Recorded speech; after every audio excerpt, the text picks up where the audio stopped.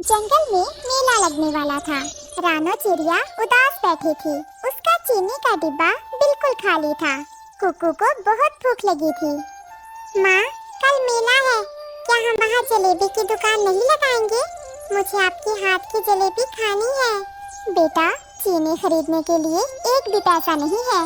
बिना चीनी के जलेबी कैसे बनेगी? शायद इस साल हम दुकान नहीं लगा पाएंगे।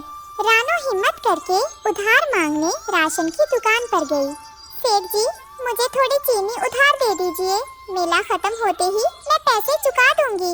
मेरे बच्चे की बहुत उम्मीद है। माफ कीजिए रानो बहन, पिछला हिसाब अभी बाकी है। बिना पैसे के यहाँ एक दाना चीनी नहीं मिलेगी। आगे बढ़िए। रोती हुई रानो फूलों के पास बैठ गई। उसकी सिसकियां सुनकर रानी मधुमक्खी बाहर आई। रानो ने कभी रानी मधुमक्खी की जान बचाई थी।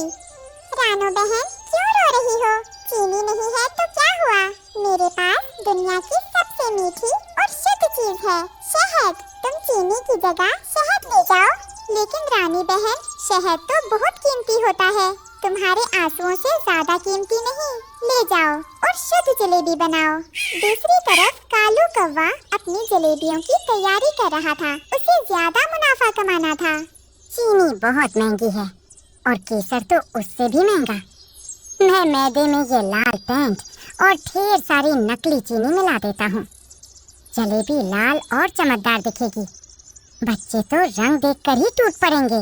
कालू जब पेंट मिला रहा था तो उसकी पत्नी गौरी कौवी वहाँ आई। उसने उंगली से थोड़ा सा घोल चखा। थू थू, छी, ये क्या बनाया है? इसका स्वाद तो मिट्टी के तेल जैसा है। कालू, अगर ये किसी बच्चे ने खा लिया तो वो बीमार पड़ जाएगा। इसे फेंक दीजिए। तुम चुप रहो गौरी, तुम्हें बिजनेस की समझ नहीं है। स्वाद गया भाड़ में। मुझे सिर्फ चमक और पैसा चाहिए। तुम बस नोट गिनने की तैयारी करो। गौरी डरकर चुप हो गई, लेकिन उसे पता था कि कुछ बुरा होने वाला है। नदी किनारे जहाँ रानो ने मिट्टी का चूल्हा बनाया है। माँ, ये जलेबी तो लाल नहीं है, ये तो भूरी है। क्या कोई इसे खरीदेगा? रानो ने शहद से जलेबी बनाना शुरू किया। शहद की वजह से जलेबी का रंग सुनहरा भूरा हो गया था, लाल नहीं। खुशबू बहुत अच्छी आ रही थी। बेटा, ये रंग में कम हो सकती है, लेकिन स्वाद और सेहत में ये नंबर 1 है। सच का रंग सादा ही होता है। मेला शुरू हो गया। रंग बिरंगे झूले लगे थे। जंगल के सारे जानवर पक्षी अपने बच्चों के साथ आ रहे थे। गुतरगो गुतरगो, मुझे वो बड़ा वाला लाल गुब्बारा चाहिए। मैं अंदर नहीं जाऊंगा। अरे चिंटू, उठो बेटा, अभी तो हम गेट पर हैं। अंदर जाकर दिला दूंगी। देखो, सब हंस रहे हैं। पापा, मुझे वो सीटी चाहिए जो पी पी बजती है। अगर आपने नहीं दिलाई तो मैं यहीं से चिल्लाता रहूंगा। शांत हो जाओ मीकू, तुम तो मेरी ही नाक कटवाओगे। चलो दिलाता हूँ। मुझे वो मौत का कुआं देखना है। मुझे खिलौना नहीं चाहिए, मुझे सिर्फ झूला झूलना है। बेटा, वो बड़ों का झूला है, आप गिर जाओगे। चलो, हम रानो मौसी की जलेबी खाएंगे। कालू ने अपनी दुकान को गुब्बारों से सजाया था। उसकी जलेबियाँ खून जैसी लाल और चमकदार थीं। आ जाओ, जंगल की सबसे लाल, सबसे रसीली जलेबी। ऐसी जलेबी जो मुंह में घुल जाए। एक के साथ एक फ्री। वाह, कितनी सुंदर जलेबी है, मुझे यही खानी है। भीड़ कालू की दुकान पर टूट पड़ी। मेले के शोर शराबे से दूर मोटे लाल चूहा कचरे के पास बैठा था। उसने एक अजीब चीज देखी। कुछ मक्खियाँ कालू की गिरी हुई जलेबी पर बैठी, लेकिन तुरंत उड़ गईं। लेकिन रानो की दुकान की तरफ मक्खियों की लाइन लगी थी। ये अजीब है। मक्खियाँ हमेशा मीठे पर बैठती हैं। अगर वे कालू की जलेबी छोड़ रही हैं, तो जरूर उसमें जहर है। कुदरत कभी झूठ नहीं बोलती। मुझे रानो की जलेबी ही खानी चाहिए। चूहा समझदार था। उसने पेंट वाली जलेबी को सूंघा भी नहीं और रानो की दुकान की तरफ चल दिया। रानो की दुकान पर कोई नहीं था। उसकी जलेबियाँ साधारण दिख रही थीं। मक्खियाँ भिनभिना रही थीं, लेकिन ग्राहक नदारद थे। कुकू उदास बैठा था। धैर्य रखो कुकू, जहर बेचकर अमीर होने से अच्छा है अमृत बेचकर गरीब रहना। जानवरों ने कालू की लाल जलेबियां खाईं। थोड़ी देर बाद कीकी कबूतर और मिट्ठू तोता ने पेट पकड़ लिया। मेरा पेट! ऐसा लग रहा है अंदर आग लग गई है। उफ, ये जलेबी थी या पत्थर? बचाओ, मुझे चक्कर आ रहे हैं। देखते ही देखते कई बच्चे बीमार होकर गिर गए। सबको वैद्य जी उल्लू के पास ले जाया गया। वैद्य जी ने जलेबी का टुकड़ा देखा और उसे पानी में डाला। पानी लाल हो गया। ये तो केमिकल वाला पेंट है। कालू ने चंद पैसों के लिए सबकी जान खतरे में डाल दी। इन बच्चों को तुरंत कोई शुद्ध और ठंडी चीज खिलानी होगी, वरना इनका बचना मुश्किल है। वैद्य जी ने सबको रानो की दुकान की तरफ इशारा किया। रानो की जलेबी शहद से बनी है। शहद ही इस जहर का इलाज है। जल्दी जाओ और वो जलेबी खाओ। सारे जानवर रानो की दुकान पर दौड़ पड़े। जैसे ही उन्होंने रानो की जलेबी खाई, उनके पेट को ठंडक मिली और दर्द कम होने लगा। ये तो जादू है। कितनी मीठी और नरम है। मेरा दर्द गायब हो गया। रानो की सारी जलेबियां बिक गईं। कालू को पुलिस कुत्ते पकड़ कर ले जा रही थी। कुकू गर्व से अपनी माँ को देख रहा था। मुझे माफ कर दो, लालच ने मुझे अंधा कर दिया था। याद रखिए, चमकने वाली हर चीज सोना नहीं होती। सेहत से बड़ा कोई स्वाद नहीं है। मेला खत्म होने के बाद रानो अपनी दुकान समेट रही थी। उसके पास अब इतने पैसे थे कि वो अपना पुराना उधार चुका सके और कुकू के लिए नए कपड़े खरीद सके। तभी रानी मधुमक्खी अपने दल के साथ वहाँ पहुँची। रानो बहन, आज तुम्हारी ईमानदारी ने न केवल बच्चों की जान बचाई, बल्कि मेरे शहद का मान भी बढ़ा दिया। तुम्हारी मेहनत देखकर मेरे दल ने एक फैसला किया है। कैसा फैसला रानी बहन? अब से तुम्हें कहीं भटकने की जरूरत नहीं। हम हर साल तुम्हारे घर के पास वाले पेड़ पर अपना छत्ता बनाएंगे। तुम हमारी सुरक्षा करना और बदले में हम तुम्हें अपनी फसल के लिए शुद्ध शहद देंगे। अब जंगल में रानो की शहद वाली जलेबी की पक्की दुकान खुलेगी। वाह! अब तो हमारी दुकान का नाम होगा ईमानदारी की मिठास। अगले ही पल जंगल के उन सभी जानवरों ने जिनके बच्चे रानो की जलेबी खाकर ठीक हुए थे, रानो को एक सुंदर लकड़ी का ठेला उपहार में दिया। उस ठेले पर फूलों से लिखा था, शुद्धता ही सबसे बड़ी सुंदरता है। दूर कैद खाने की खिड़की से कालू कौवा देख रहा था कि कैसे बिना किसी दिखावे और पेंट के रानो की साधारण सी दिखने वाली दुकान आज पूरे जंगल की शान बन गई थी। इस कहानी से हमें सीख मिलती है कि मिलावट और दिखावा थोड़े समय के लिए लुभा सकता है, लेकिन अंत में जीत शुद्धता और ईमानदारी की ही होती है। यह जंगल जितना हरा भरा था, यहाँ की जिंदगी उतनी ही मुश्किल थी, खासकर रानो चिड़िया के लिए। उसके पति को गए जमाना हो गया था। अब इस दुनिया में इन दो नन्ही जानों के सिवा उसका कोई नहीं था। अम्मा, बहुत भूख लगी है। अम्मा, पेट में दर्द हो रहा है, दाना ला दो ना। मेरे बच्चों, बस थोड़ा सा सब्र करो, अम्मा अभी जाती है और आप दोनों के लिए मीठे फल लेकर आती है। आप बस यही रहना, बाहर मत निकलना। रानो घोंसले से निकलती है। वह पेड़ के तने से नीचे जमीन पर आती है। वहाँ उसकी मुलाकात रानी चींटी से होती है, जो अपनी फौज के साथ एक बड़ा सा दाना खींच रही थी। रानो बहन, आदाब। कहाँ चली सुबह सुबह? बच्चे ठीक हैं? क्या बताऊं रानी बहन, बच्चे भूखे हैं। उन्हीं के लिए कुछ खाने का इंतजाम करने जा रही हूँ। अरे, यह आपने पहले क्यों नहीं बताया? यह दाना आप ले जाओ। नहीं नहीं रानी बहन, यह आपकी मेहनत है। आपके भी तो लाखों बच्चे हैं। मैं यह हक नहीं मार सकती। बहन, हक की बात नहीं, फर्ज की बात है। मेरे बच्चे सब्र कर लेंगे, लेकिन आपके बच्चे रो रहे हैं। उनकी आवाज मुझ तक आ रही है।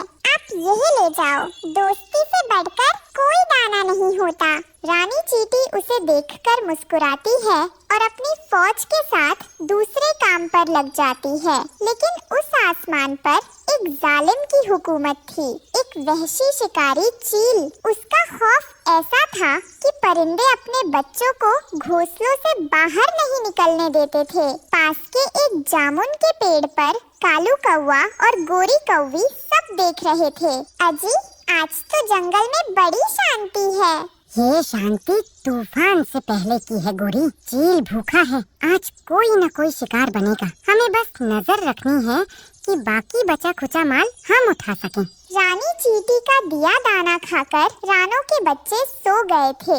यह दाना तो आज खत्म हो जाएगा। कल मैं अपने बच्चों को क्या खिलाऊंगी? मुझे और दानों का इंतजाम करना ही होगा। बच्चों के उठने से पहले वापस आ जाऊंगी। रानों को गए कुछ ही पल हुए थे, तभी कालू कौवा रानों के घोंसले के पास आया। अरे वाह, दो नरम नरम बच्चे, आज तो दावत हो जाएगी। जैसे ही कालू बच्चों पर चोंच मारने लगता है, आसमान से वह खौफनाक चील तेजी से नीचे आता है। खबरदार कालू, ये मेरा शिकार है। माफ कर दो मालिक, गलती हो गई। मुझे नहीं पता था कि ये आपके हैं। ये बच्चे किसके हैं? मालिक, ये रानो चिड़िया के बच्चे हैं। वो बड़ी घमंडी है, आपको जंगल का राजा नहीं मानती। मैं तो बस उन्हें सजा दे रहा था। ये रहे आपके बच्चे। मेरा मतलब है, ये रहे बच्चे, आप इन्हें ले जाइए। वो अपने पंजों से गुड़िया चिड़िया और कुकू चिड़ा को घोंसले समेत उठा लेता है। अम्मा, अम्मा, बचाओ! चील उन्हें लेकर अपनी खौफनाक गुफा की तरफ उड़ जाता है। रानो चिड़िया चोंच में दाना दबाए वापस आती है, पर वहाँ घोंसला नहीं था। पेड़ की टहनी टूटी हुई थी। रानो के पंखों से दाना छूटकर जमीन पर बिखर जाता है। नहीं, नहीं, गुड़िया, कुकू, मेरे बच्चे कहाँ गए? रानो की चीखें सुनकर हरिया तोता और बंटी कबूतर दौड़ कर आते हैं। रानो बहन, हिम्मत रखो। वो जालिम चील, वो तुम्हारे बच्चों को उठा ले गया। रानो, कालू कौवा और गोरी कौवी भी झूठा अफसोस जताने आ जाते हैं। बहुत बुरा हुआ रानो बहन, हमने बहुत रोकने की कोशिश की, लेकिन चील बहुत ताकतवर था। हम क्या कर सकते थे? मेरे बच्चे, नहीं, मैं मर जाऊंगी। कोई मेरे बच्चों को वापस ला दो, कोई मेरी मदद करो। तभी पेड़ के तने से रेंगती हुई रानी चींटी ऊपर आती है। रानो बहन, रोना बंद करो और इस गद्दार की बात सुनो। ए चींटी, अपनी औकात में रह। औकात तो आज तुमने दिखा दी कालू। मेरी एक सिपाही चींटी ने सब देखा है। जब चील आई तो तुमने खुद रानो बहन के घोंसले का पता उसे बताया। तुमने मेरे दोस्त के बच्चों का सौदा अपनी जान बचाने के लिए किया। ये सुनते ही सारे परिंदे कालू कौवे पर थूकने लगते हैं। रानो चिड़िया रोना बंद करके खड़ी हो जाती है। उसकी आंखों में आंसू की जगह अब आग थी। वो रात जंगल की सबसे काली रात थी। रानो का दिल बैठा जा रहा था। उसे डर था कि सुबह तक उसके बच्चे जिंदा बचेंगे भी या नहीं। रानी चींटी, हम आपका एहसान मानते हैं कि आपने सच्चाई बताई, लेकिन हम उस चील का मुकाबला कैसे करेंगे? वो उस काली पहाड़ी पर रहता है जहाँ कोई नहीं पहुँच सकता। तो क्या मैं अपने बच्चों को फिर कभी नहीं देख पाऊंगी? हिम्मत मत हारो रानो बहन। ये मत भूलो कि तुम्हारी एक दोस्त जमीन पर भी रहती है।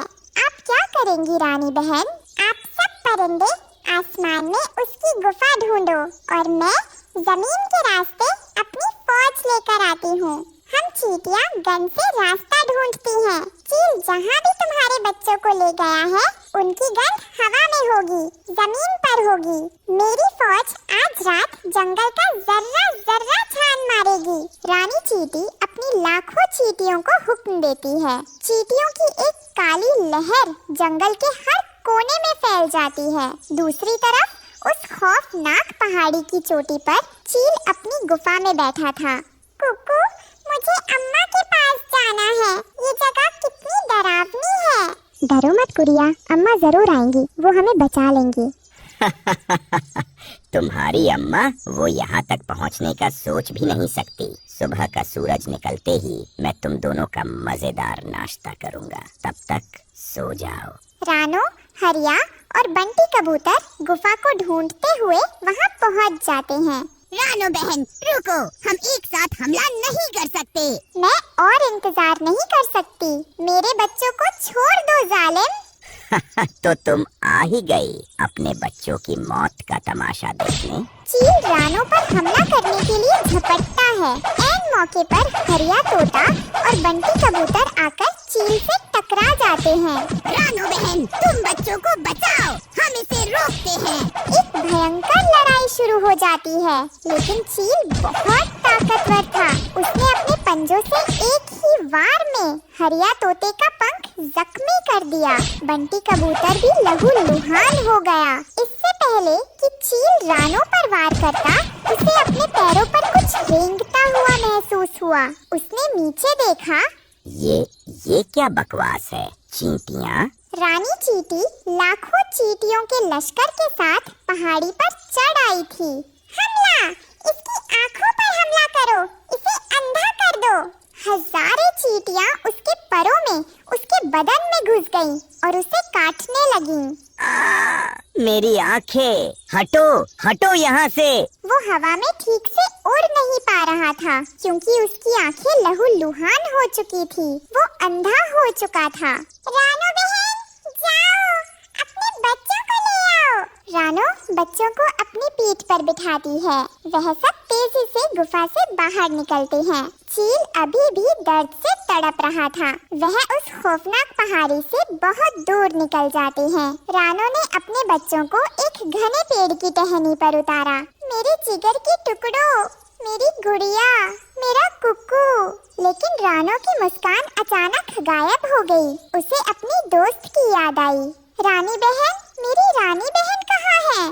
रानो उस पेड़ के तने के पास जाती है। एक पत्ते पर रानी चींटी घायल पड़ी थी। चील जब अंधा होकर तड़प रहा था, तो उसका एक पंजा रानी चींटी के ऊपर पड़ गया। रानी बहन, ये आपने क्या किया? मेरी वजह से आपकी जान। रो मत बहन, दोस्ती का फर्ज निभाना था। तुम्हारे बच्चे सलामत हैं, बस यही काफी है।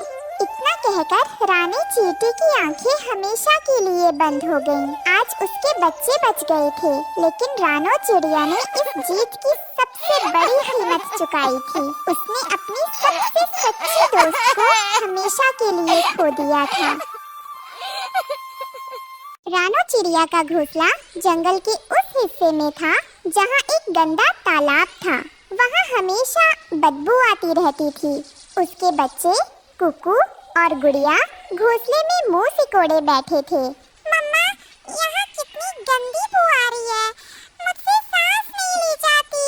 हाँ मम्मा, इस बदबू के कारण कोई दोस्त भी यहाँ खेलने नहीं आता। मेरे प्यारे बच्चों कुकू और गुड़िया, मैं तुम्हारी तकलीफ समझती हूँ। ये बदबू सच में असहनीय है और मुझे बहुत दुख होता है कि तुम ऐसी जगह रहने को मजबूर हो। काश मैं इस बदबू से तुम्हें बचा पाती, लेकिन मैं क्या करूं? इस वक्त एक नया साफ सुथरा घोंसला बनाने के लिए मैं चाह कर भी जंगल से एक तिनका भी नहीं ला सकती। क्यों मम्मा?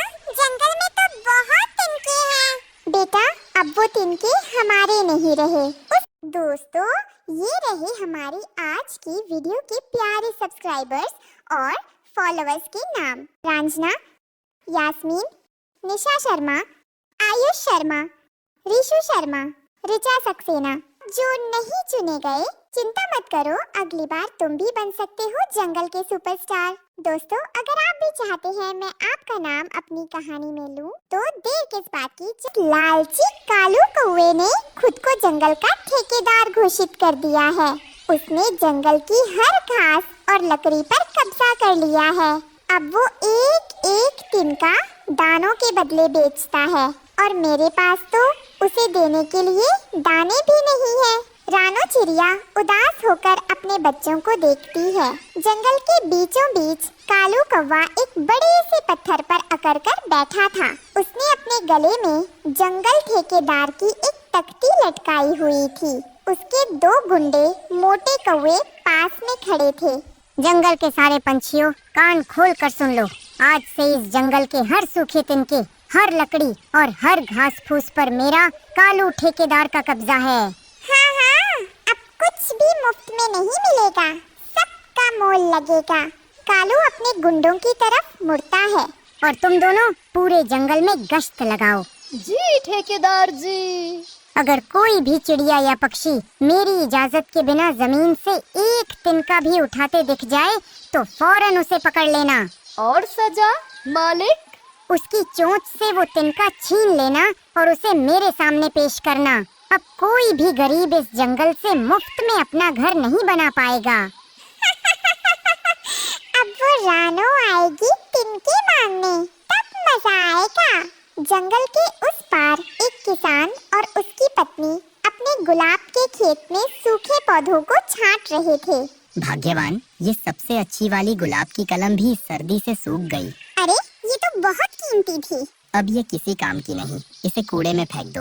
नहीं जी, मैं इसे खेत के किनारे फेंक आती हूँ। किसान की पत्नी उस सूखी गुलाब की कलम को खेत के किनारे फेंक देती है। रानो चिड़िया उसी खेत के पास से गुजर रही थी जब उसकी नजर उस सूखी गुलाब की कलम पर पड़ी। हे भगवान, बेचारी तुम बिल्कुल सूख गई हो। तुम्हारी ये हालत देखकर मेरा दिल भर आया, पर मुझे लग रहा है कि तुम में जरा सी भी जान बाकी है, एक छोटी सी उम्मीद बाकी है। मैं तुम्हें ऐसे ही मुरझाने नहीं दूंगी। रानो उस सूखी कलम को अपनी चोंच में उठाती है। हाँ, मैं यही करूंगी। मैं तुम्हें अपने बदबूदार घोंसले के पास की साफ जमीन पर लगा दूंगी। शायद मेरी थोड़ी सी सेवा, थोड़ी सी मेहनत और रोज का प्यार भरा पानी तुम्हें फिर से हरा भरा कर दे।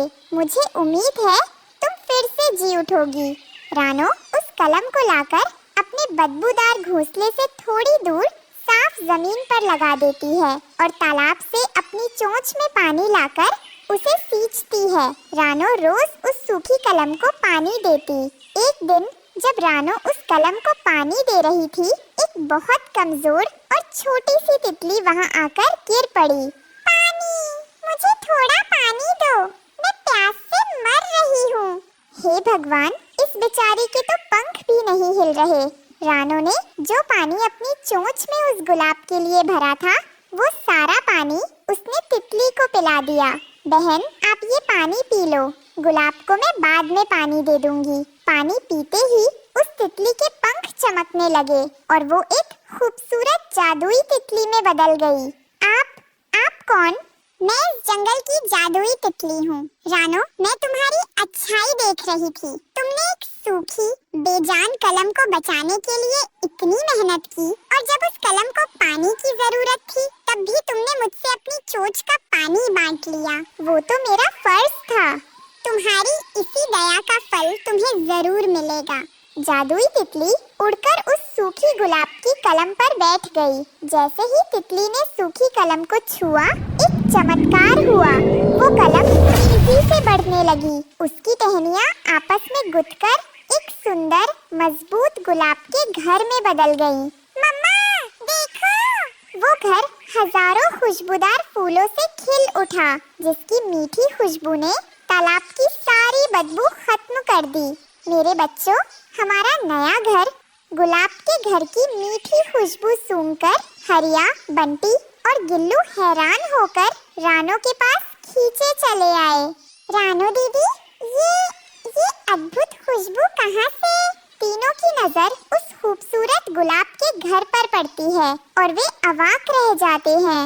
अरे बाप रे, रानो बहन, ये तो चमत्कार है। ये घर तो तिनकों से ज्यादा मजबूत और फूलों से ज्यादा नरम है। ये सब उस जादुई तितली की कृपा है भैया। कमाल है।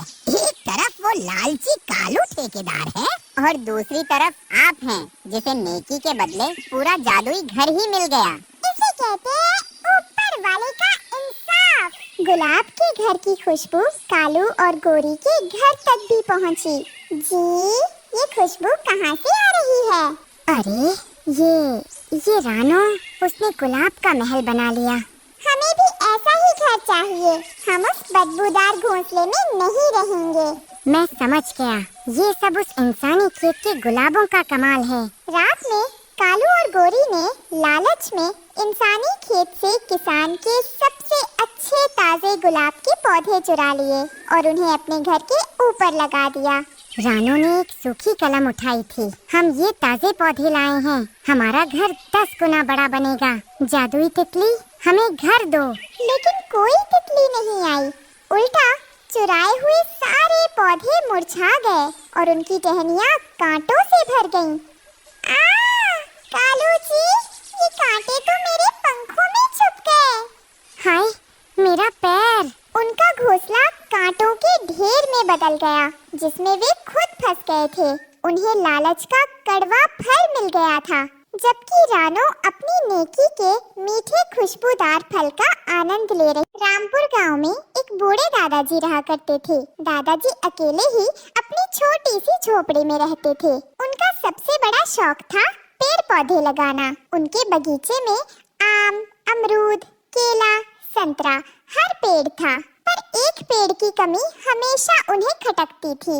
अरे वाह, मेरे बगीचे में तो सब पेड़ हैं, पर एक भी कटहल का पेड़ नहीं। और मुझे तो कटहल की सब्जी बहुत पसंद है। क्यों ना इस बार कटहल का पेड़ ही लगा दूं? तभी आसमान से उड़ते उड़ते एक छोटी सी मासूम पर हिम्मती चिड़िया आती है, रानो चिड़िया। वह अक्सर दादाजी से मिलने और बातें करने आती थी।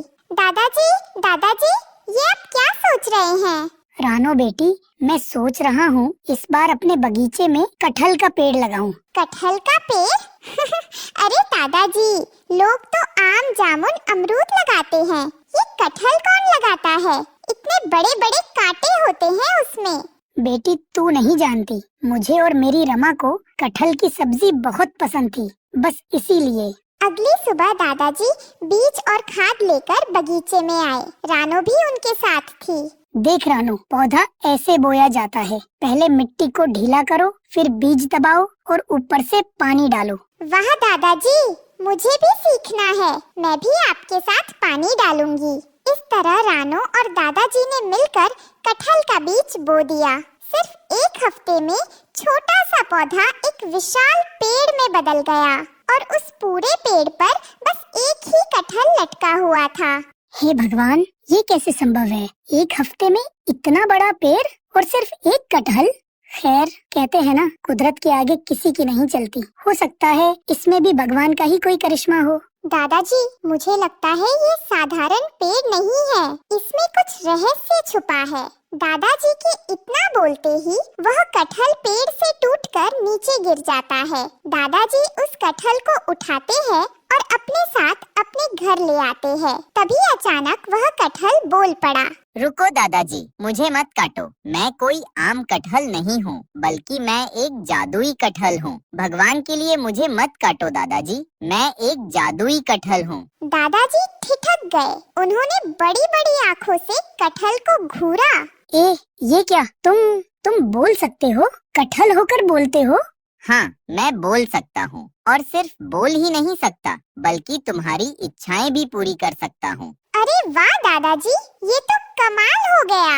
मैंने तो कभी सोचा भी नहीं था कि पेड़ पर लटका कोई फल भी बोल सकता है, और वो भी इच्छाएं पूरी करने वाला। दादाजी की आंखें नम हो गई। उन्हें अपनी पत्नी रमा की याद आने लगी। जादुई कटहल, अगर सच में तू शक्तिशाली है तो मुझे मेरी रमा से एक बार मिला दे। ठीक है दादाजी, मैं आपको 10 मिनट के लिए दादी जी से मिलवाता हूँ। जादुई रोशनी फैली और रमा की आत्मा प्रकट हुई। अरे, मैं आ गई। देखो, मैं हमेशा तुम्हारे पास ही हूँ, बस अदृश्य थी, लेकिन तुम्हारे दिल से कभी दूर नहीं हुई। रमा, ओ रमा, तुम्हारे बिना सब अधूरा है। इतने सालों से हर दिन तुम्हारी याद में जी रहा हूँ। लगता था कि मेरा सहारा ही छिन गया है। दादी जी, क्या आप हमें बार बार मिलने आ सकती हो? दादाजी आपको बहुत याद करते हैं।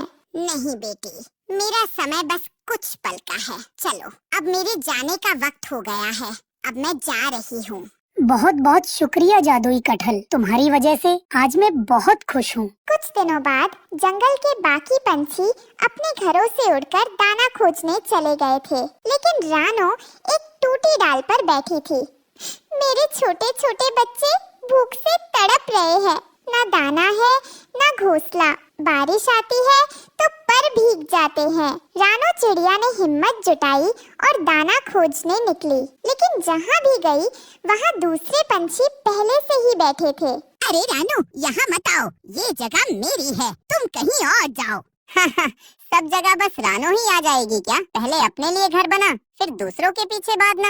रानो चुपचाप वहाँ से उड़ गई। भूखी प्यासी वो शाम तक इधर उधर भटकती रही। हे भगवान, मैंने किसी का बुरा नहीं किया, फिर क्यों मेरी जिंदगी इतनी कठिन है? क्या मेरे बच्चों की किस्मत में बस भूख और दुख ही लिखा है? शाम ढल चुकी थी। आसमान पर हल्के बादल छा गए थे। रानो थकी हारी आंसू भरी आंखों के साथ दादाजी के घर पहुंची। अरे रानो बेटी, ये क्या हाल बना रखा है? बता, क्या बात है? दादाजी, मेरे बच्चे भूख से रोते रहते हैं। बारिश में हमारा घोंसला टूट जाता है और ऊपर से बाकी पंछी भी ताने मारते हैं। मैं अकेली कितनी लड़ूं, कितनी संभालूं? बेटी, उदास मत हो, जब तक मैं हूँ। इतना कहकर दादाजी जादुई कटहल से कहते हैं, मेरे दोस्त, अब मेरी रानो मुसीबत में है, क्या तू उसकी मदद कर सकता है? रानो, जाओ वापस अपनी डाल पर। वहाँ तेरा घर अब कटहल का घर होगा। बारिश, आंधी, तूफान कुछ नहीं बिगाड़ पाएगा। वही रानो का नया कटहल का घर देख जंगल के सब पक्षी हैरान रह गए। अरे वाह, ये तो कमाल है। रानो ने इतना सुंदर घर कहाँ से बना लिया? हमारे पास तो लकड़ी और तिनके भी पूरे नहीं पड़ते। और ये देखो। ये कुछ गड़बड़ है। इतनी गरीब और बेसहारा रानो अचानक से इतना शानदार घर कैसे बना सकती है? जरूर इसके पीछे कोई रहस्य है। मैं पता लगाऊंगा और अगर ये जादू है तो इसे मैं छीन लूंगा। इसी बीच गांव में एक खतरनाक लोमड़ी जादूगरनी आ पहुंची। वही एक पेड़ पर बैठा कालू कौवा उसे देख रहा था। वो उसके पास आया। तुम कौन हो और जंगल में क्यों आई हो? मैं यहाँ एक जादुई कटहल को लेने आई हूँ। मुझे उसकी ताकत की खुशबू इस जंगल तक ले आई है। अच्छा, मैं बताता हूँ, पर मेरी शर्त है, तुम्हें मेरे साथ मिलकर योजना बनानी होगी। ठीक है, तुम्हारा चालाक दिमाग मदद कर सकता है। ले चलो मुझे कटहल घर के पास। कालू कौवा और जादूगरनी लोमड़ी कटहल के घर के पास पहुँचे। रानो चिड़िया अपने बच्चों के साथ घर के पास थी।